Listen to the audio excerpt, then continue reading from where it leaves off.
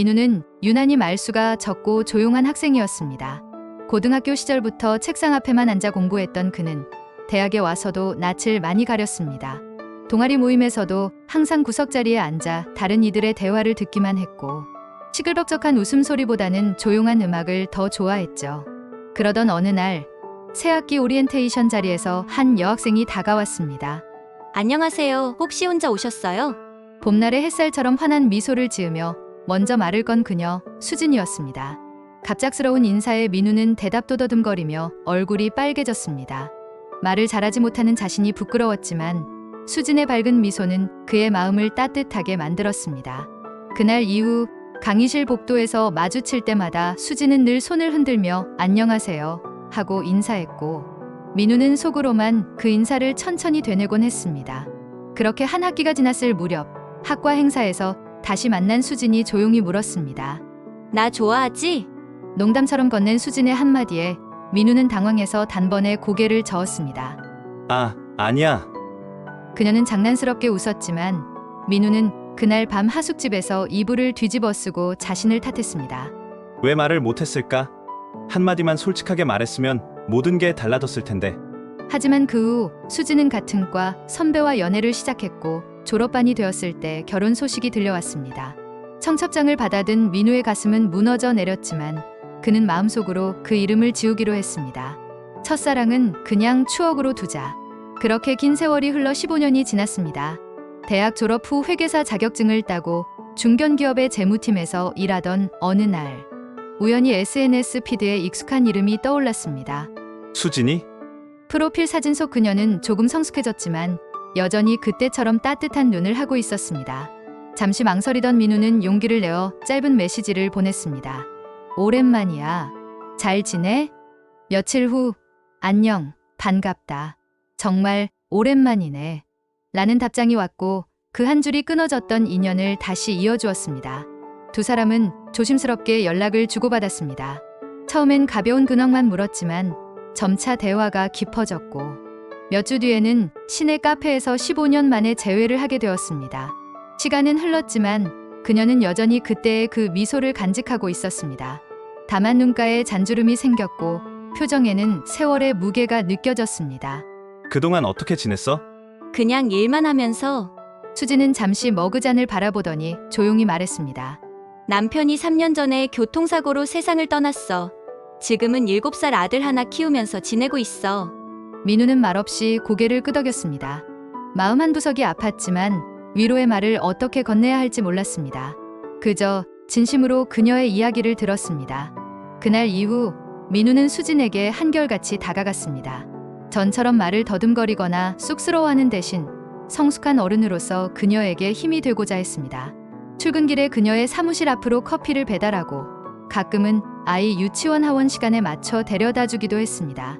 이렇게 신경 써주지 않아도 돼. 괜찮아. 너와 시간을 보내는 게 좋으니까. 그렇게 몇 달이 흐르자 수진의 마음에도 미묘한 온기가 피어났습니다. 어느 늦은 밤 아이를 재운 후 차를 마시며 수진이 물었습니다. 민우야, 우리 이렇게 지내도 괜찮을까? 나한테는 아이도 있고. 네가 편하다면 난 괜찮아. 사실 오래 기다렸거든. 아들도 나를 정말 잘 따르고. 그 말을 듣고 수진의 눈에 눈물이 고였습니다. 그날 이후 두 사람은 조심스럽게 연인 관계를 시작했습니다. 하지만 문제가 생긴 건 결혼을 결심한 뒤였습니다. 민우의 부모님은 완강히 반대했습니다. 아버지, 어머니, 전 이 사람이 아니면 안 될 것 같아요. 부모님을 설득하려 했지만 쉽지 않았습니다. 그는 밤마다 부모님 방 앞에서 문을 열지 못한 채 망설였고 마음을 담은 손편지를 써서 아버지의 서재에 두었습니다. 몇 개월이 지난 후 어머니는 아침 식사 때 말없이 밥상을 차려주시다가 조용히 말씀하셨습니다. 네가 그렇게까지 생각했으면 엄마는 더 말 안 할게. 행복하게 살아. 그 한마디에 민우는 눈시울이 붉어졌습니다. 결혼식은 가족들과 가까운 친구들만 모인 조용한 예식으로 치러졌습니다. 작은 예식장이었지만 두 사람의 마음은 누구보다 단단하고 행복했습니다. 결혼 후 민우는 수진의 아들을 법적으로 입양하는 절차를 밟았습니다. 민준아, 이제부터 나를 아빠라고 불러도 돼? 정말요? 나한테 진짜 아빠가 생긴 거예요? 민준이의 순수한 웃음소리에 민우의 마음은 따뜻하게 흔들렸습니다. 그는 민준이의 작은 손을 꼭 잡았습니다. 이제야 인생이 제자리를 찾은 듯했습니다. 퇴근 후 가족이 함께 웃으며 저녁을 먹고 주말이면 공원에서 뛰노는 민준이를 바라보며 그리고 그 옆에서 행복하게 웃는 수진을 보며 민우는 생각했습니다. 늦게 왔지만 결국 내 첫사랑은 내 아내가 됐구나. 하지만 행복은 오래가지 않았습니다. 퇴근 후 평소처럼 현관을 열던 민우는 등기 우편 한 통을 발견했습니다. 낯선 서류 봉투의 발신일란에 서울가정법원이라는 글씨가 또렷했습니다. 법원에서? 이게 무슨 일이지? 심장이 묘하게 내려앉는 느낌과 함께 민우는 소파에 앉아 봉투를 조심스레 뜯었습니다. 손끝이 미세하게 떨렸습니다. 그리고 눈앞에 펼쳐진 첫 문장을 보는 순간 그의 온몸이 얼어붙었습니다. 피고 김수진, 상간녀, 원고 이도연, 배우자 김선영. 그 자리에서 세상이 멈춘 듯했습니다. 민우는 눈을 깜빡이며 다시 한번 문서를 확인했습니다. 상간녀 소송. 김수진, 우리 수진이? 문서를 여러 번 읽어보았지만 거기에는 틀림없이 수진의 이름과 주소, 심지어 자신이 사는 아파트 동호수까지 정확히 적혀 있었습니다. 머릿속이 새하얘지는 느낌이었습니다. 아이가 학원에서 돌아오고 수진도 퇴근한 저녁, 민우는 민준이 잠든 후 침실로 들어가 수진을 불렀습니다. 수진아, 이게 뭐야? 서류를 내민 손은 떨리고 목소리는 이미 금이 가 있었습니다.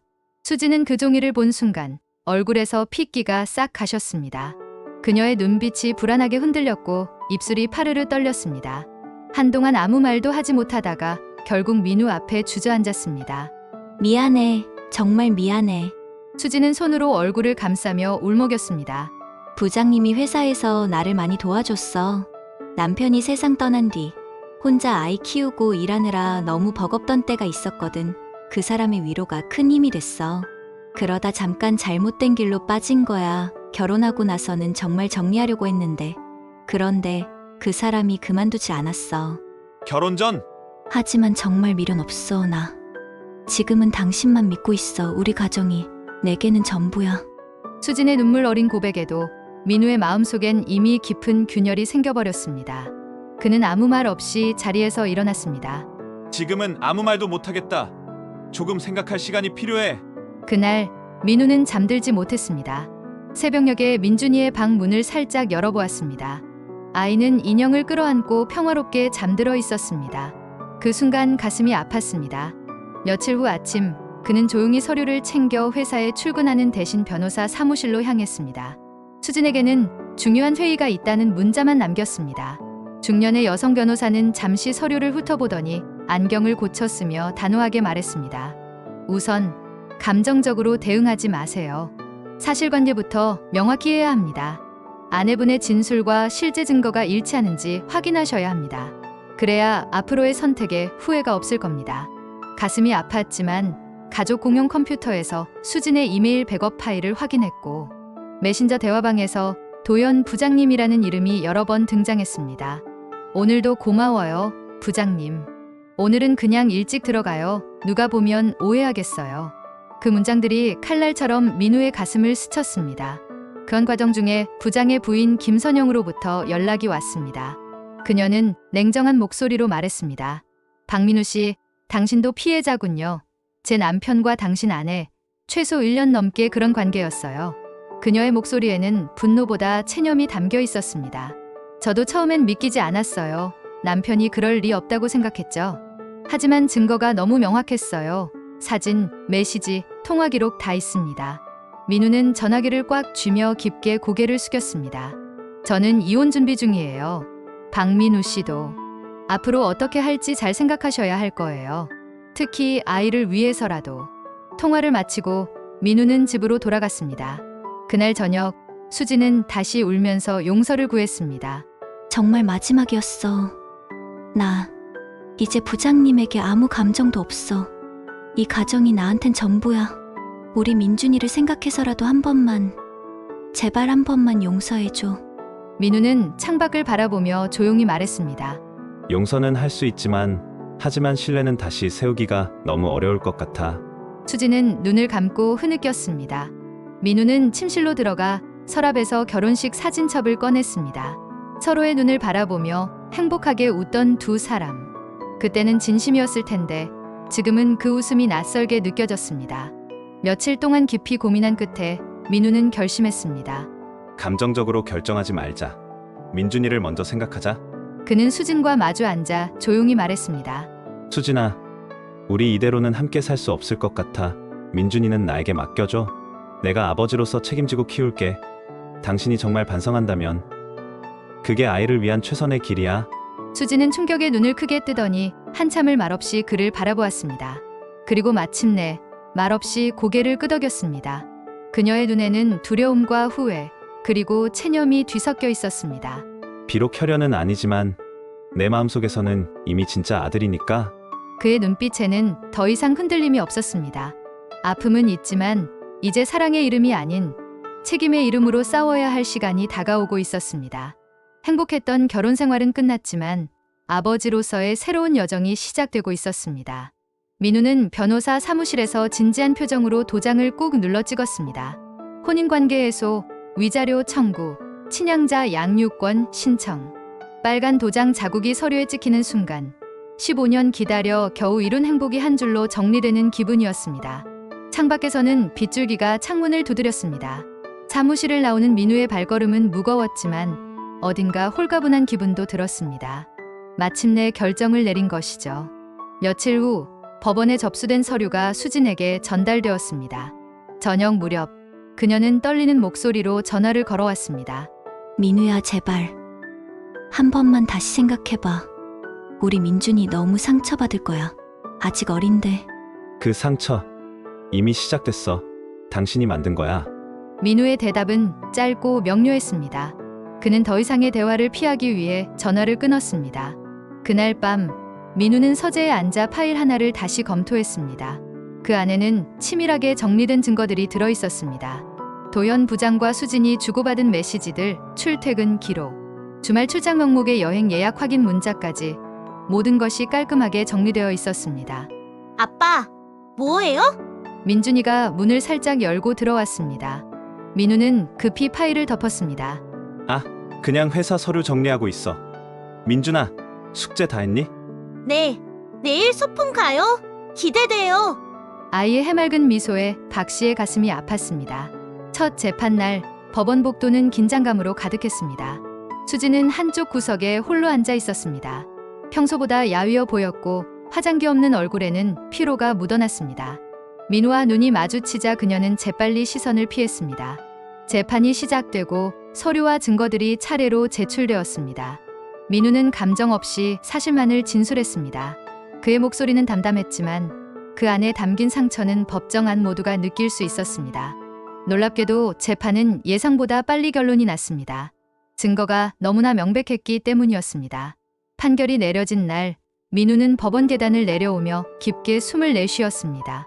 도현 부장은 아내에게 상당한 액수의 위자료를 지급하게 되었고 수진은 상간 행위에 대한 법적 책임을 지게 되어 3천만 원의 위자료 지급과 친권 제한을 명받았습니다.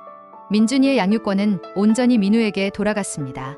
집으로 돌아가는 길, 그는 꽃집에 들러 민준이가 좋아하는 해바라기 한 다발을 샀습니다. 그날 저녁 9시경 현관 초인종이 울렸습니다. 아이는 이미 잠들어 있었습니다. 누구세요? 인터폰을 통해 물었습니다.